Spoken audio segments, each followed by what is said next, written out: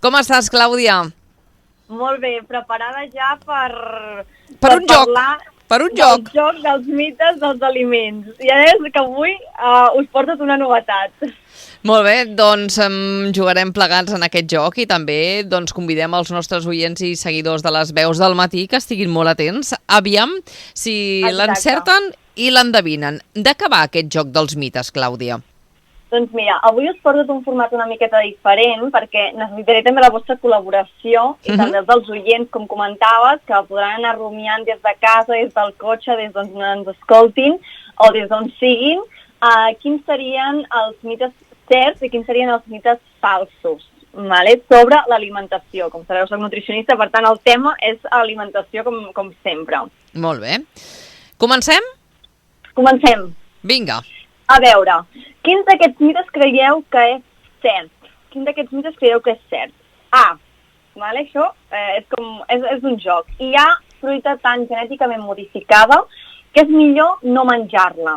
B, és millor menjar la fruita amb pell.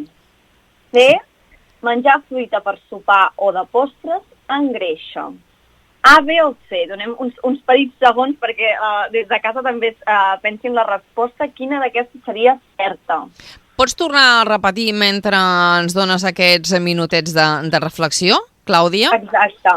La A, hi ha fruita tan genèticament modificada que és millor no menjar-la. Sí. B, és millor menjar la fruita amb pell. I C, menjar fruita per sopar o de postres engreixa. Ostres, jo crec que se n'ha parlat molt de totes tres i no ho poses gens fàcil, Clàudia, És complicat perquè hi ha mites que tenim molt incorporats en el nostre dia a dia, que se'n parla. Llavors també es tracta de destruir una mica i de plantejar-nos què és cert i què no és cert. Us dono la resposta, si us sembla, Mercè. Fantàstic. La verdadera és la B. És millor menjar la fruita amb pell. Vale? La A, el tema de la fruita tan genèticament modificada, que és millor no menjar-la, aquesta seria falsa. I per què? C, per què? Vale. Mira, la fruita tan genèticament modificada, que és millor no menjar-la, és falsa, perquè sí que és veritat que la fruita ha anat canviant al llarg del temps i s'han seleccionat espècies, però això no fa que deixi de ser bona a nivell de salut. Per exemple, abans les maduixes eren peces només ornamentals, no? I ara es poden menjar. És a dir, des del punt de vista sanitari no hi ha cap perill ni risc per la salut. No hi ha cap manera de que l'ADN d'una fruita s'incorpori en el nostre ADN. Per tant, les fruites segueixen sent aliments saludables i recomanats per consumir diàriament. Molt bé. La C? B, bueno. Clar, la B, que és la certa, la deixem pel final. Val. La C, que és menjar fruita per sopar o de postres engreixa, també seria falsa. Per què? Perquè a l'ordre del seu consum no farà que pugis o baixis de pes. Això depèn molt d'altres factors. És important recordar que és preferir consumir-la sencera, no com un suc i amb la closca, amb la pela, si és possible.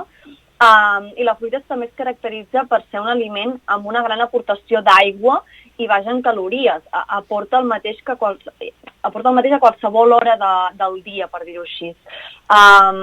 Les persones amb dificultat digestiva, sí que és veritat que els hi pot costar digerir-la si les barregem en altres aliments. Però això no significa que engreixi més o engreixi menys, per dir-ho així. Sempre ho enfoquem molt en el pes i les fruites estan molt culpabilitzades amb el tema del pes i no hi ha aquesta relació.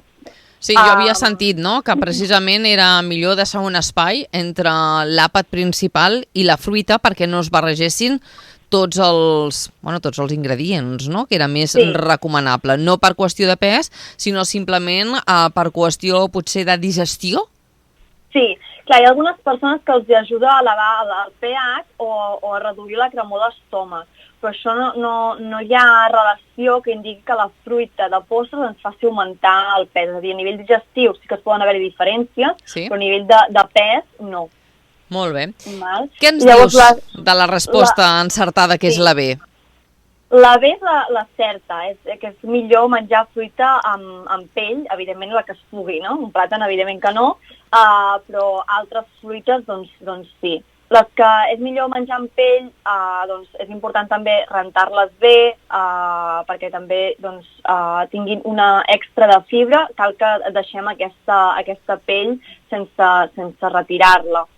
Clar, al pelar la fruita perdem fibra insoluble, per exemple la cel·lulosa, la hemicel·lulosa, és a dir, parts d'aquesta fruita que té al final un efecte sobre el restrenyiment. També perdem la pectina, que és un tipus de fibra soluble amb altres efectes també positius sobre el control de la glucèmia, el sucre en sang. També perdem pigments colorants que tenen molts compostos antioxidants. Llavors, al retirar la pela, també estem perdent doncs, aquests components que són importants. Sí que és veritat que és molt important netejar-les bé amb un bon raig d'aigua i si estan molt brutes, doncs, inclús submergir-les amb aigua amb una miqueta de vinagre o amb aigua una miqueta de bicarbonat per inclús netejar-les molt millor, però és important que aquesta pela es pugui mantenir al màxim possible amb les fruites que es puguin. Fantàstic. Tens algun altre mite i seguir amb aquest joc? Sí, mira, seguim amb el verdader o fals. Quins d'aquests mites creieu que és cert? Sí. A. Beu el suc de taronja ràpid que marxen les vitamines. Aquest és un típic, És mític. Sí. Sí, completament. B. La taronja és la fruita amb més vitamina C. I C. És igual menjar fruita que prendre suc. La repeteixo? Sí. Vale. A. Beu el suc de taronja ràpid que marxen les vitamines. Això ens ho han dit sempre? Sempre. B. La taronja és la fruita amb més vitamina C. C. No. És igual menjar fruita que prendre suc. La última no és el mateix, beure que menjar-te-la. La segona, ja no me'n recordo quina has dit, la B. La B és la taronja, és la fruita amb més vitamina C. Tampoc? Això no és cert? Vale. I la A... Beu el suc de taronja ràpid que marxen les vitamines. Això ens ho han dit sempre i em sembla que també és mentida, no? Exacte. Totes tres són falses. Aquí us he intentat colar a veure quina d'elles de certa, però Mercè no has caigut a la trampa. Totes tres són falses. Clar, exacte. Clar. Sí. Vols explicar el per què de tot plegat, aquestes respostes falses? Mireu, la A, el beu el suc de taronja ràpid o pren el suc ràpid que marxen les vitamines, encara que la vitamina C s'oxidi, que és veritat que s'oxida, la substància que genera anomenada àcid deshidroascòrbic, sí. És una paraula una mica estranya, segueix tenint les mateixes propietats que la vitamina C. Per tant, no ens hem de preocupar en prendre's el suc ràpid. I també perquè aquestes propietats desapareguin han de passar diverses hores, és a dir, unes 12 hores, o bé que el suc es someti doncs, a una temperatura molt elevada, com per exemple 120 graus, o si poséssim una taronja al forn o dintre per exemple, dintre d'un pastís, doncs sí que és veritat que aquesta vitamina C l'anem perdent. Però, en tot cas, perdem-nos el suc de taronja tranquil·lament, si se'n pren, i sense presses, que les vitamines no marxen en 2 minuts. Per tant, seria falsa. La taronja és la fruita amb més vitamina C, aquesta també és falsa, com deies, Mercè. Sí. Sempre s'ha pensat que la taronja és la fruita amb més vitamina C perquè a Espanya es produeix molta taronja i és veritat que té un gran contingut de vitamina C. Però en realitat el kiwi és la fruita amb més vitamina C, però clar, no va aparèixer a Espanya fins als anys 80. Llavors, fins llavors es va com promocionar molt la taronja, perquè també era una fruita d'Espanya i tal, doncs, però és més màrqueting, per dir-ho així, a favor de la fruita de local que no pas el contingut de vitamina C que té. El kiwi seria una fruita que té més vitamina C que la taronja. El pebrot no és una fruita, però també té un gran contingut de vitamina C, per exemple. Molt bé. I llavors la C seria que és igual menjar fruita que prendre suc, No, no és el mateix. No. Una de les diferències és que el suc perd la fibra de la fruita i la sensació de societat no és la mateixa. En absolut. I, evidentment, no és el mateix menjar-nos una taronja sencera en 5 minuts que veure'ns 3 taronges espremudes en 30 segons. Per tant, no és el mateix. No sé si tens algun altre mite, però jo en tinc uns quants per preguntar-te, Clàudia. Digues, Mercè, digues. S'ha parlat molt del plàtan, també, no? Que és un dels aliments que hi ha com molta controvèrsia aquí. Se'ns diu que si estem a dieta no en podem menjar. Sí, és típic tòpic anul·lar el plàtan quan es vol perdre pes. I, evidentment, no seria adequat eliminar el plàtan. No hi ha cap raó. Per exemple, un plàtan mitjà, un plàtan normal, de mida més o menys normal, sí? Parlaríem d'unes 105 calories. Una poma, de mida també normal, serien unes 95 calories. És a dir, si anem a buscar les calories, que no cal, la veritat, però és igual, aquest seria una mica el número que trobaríem. Per tant, una poma mitjana serien 95 calories i un plàtan mitjà serien 105. La diferència és ridícula. Vull dir, realment, en tema calories, si ens preocupa, per dir-ho així, no tindria cap raó d'eliminar el plàtan. El plàtan és ric en potasi, cosa que afavoreix també l'equilibri d'aigua del nostre cos per també contrarrestar el sodi i ajuda a eliminar líquids. És una gran font de carbohidrats i aquests són essencials i també ajuden al funcionament del nostre organisme. Vull dir, el plàtan és ric de vitamina A, C, E, té un punt de diurètic, de laxant, d'energia, vull dir que és un aliment que ens pot beneficiar molt, igual que amb totes les fruites. Vull dir que no és un aliment que hem de demonitzar ni molt menys. És important no classificar els aliments en bons i dolents i no fixar-nos en tant les calories que pugui tenir aquest aliment, sinó les propietats que ens puguin aportar. Clàudia, l'altre dia vaig sentir, si estàs a dieta, millor menjar banana que no engreixa tant com el plàtan. Ve ser el mateix, és a dir, ve ser una miqueta el mateix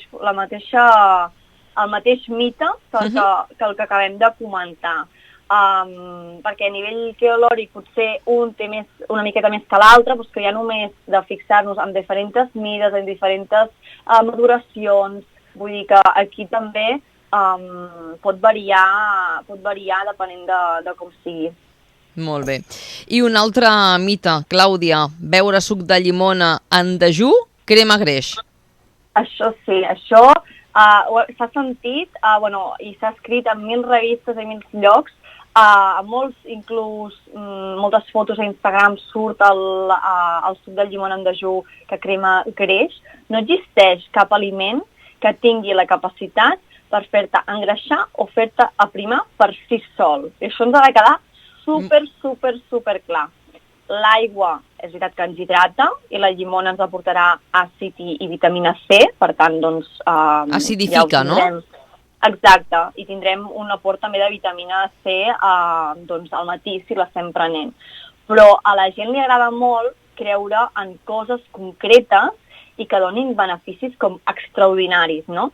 I al cap i a la fi és més fàcil creure que una llimona al matí et pot fer X, Y i Z que acceptar que el que fa bé per la teva salut és un cúmul d'actes que portes a terme al llarg del dia, no? Que és buscar una mica més els hàbits saludables i no tant solucions molt fàcils i ràpides i extraordinàries. És a dir, que no ens ajuda a cremar greix i tampoc ens ajuda en res més, de tant que se'n parla? Ens ajuda a hidratar-nos, ens aporta aquest àcid a través de la llimona i a través de la vitamina A, i ens aporta vitamina C. Però d'aquí a que ajudi a cremar greix, és a dir, aquí se li posen més beneficis dels que realment té. És ideal començar el dia amb un got d'aigua. Vull dir que aquí no és que estiguem tatxant aquest hàbit, sinó que hem de mirar aquest hàbit amb una altra perspectiva també i no tant amb la solució a tot. No, i potser aquest hàbit es va implementar perquè hi ha persones que sí que els hi costa beure aigua, només aixecar-se amb dejú, i potser amb el suc de llimona doncs, li dona com un altre gust i potser ve per aquí la cosa també. Sí, és important també, si fem aquest hàbit molt, molt, molt sovint o diàriament, prendre aquest got d'aigua amb una canyeta, amb una palleta, Exacte. perquè la llimona al final desgasta l'esmalt. Això també és important de tenir-ho en compte. Sí. Molt bé, Clàudia, no sé si en tens algun altre de mite, però Déu-n'hi-do els que avui hem après i hem posat damunt de la taula. Sí, n'hi ha moltíssims mites alimentaris, però al final tots aquests mites provenen de la cultura de la dieta. Molts tenen relació amb el perdre pes, amb la por a engreixar-se, i aquesta cultura de la dieta està molt arrelada a la nostra societat i en el cervell de moltes persones. I al final no ens beneficia gens, més aviat ens limita. Per tant, hem d'anar reaprenent tot això i veure les coses amb més perspectiva i amb més informació. I si encara ens queden dubtes i volem contactar amb la Clàudia Presas, doncs la podeu seguir per xarxes socials, també té una pàgina web, té una newsletter, que aneu rebent informacions i també tots els seus tallers que fan a la comarca. Clàudia. Moltíssimes gràcies, Mercè i Ivan, que tingueu molt bon cap de setmana i disfruteu moltíssim. També per tu, bon cap de setmana. Adéu-siau, Clàudia Presas, bon dia. Veus del matí, amb Toni Guerrero, Mercè Mainer, Mercè Munt i Ivan Llerpés. Moment d'anar cap a les 12 del migdia en aquest 9 minutets. Estava buscant... el tema de Miguel Bosé. El tema de Miguel Bosé el tinc aquí i si voleu doncs el podem escoltar. La tens, la cançó? La tinc. Tinc el moment aquí doncs, de tota la interpretació després de 8 anys, que estava llegint, després de 8 anys sense poder cantar. I tot perquè li va venir de l'oïda? Una infecció a les dents. A les dents. A les dents. Es veu que li va quedar un queixal que li va quedar doncs, amb un foradet i li van anar ficant microbis i li va afectar tot el coll. Anem a escoltar la cançó de Miguel Bosé. Som-hi. Amb aquest Te amaré.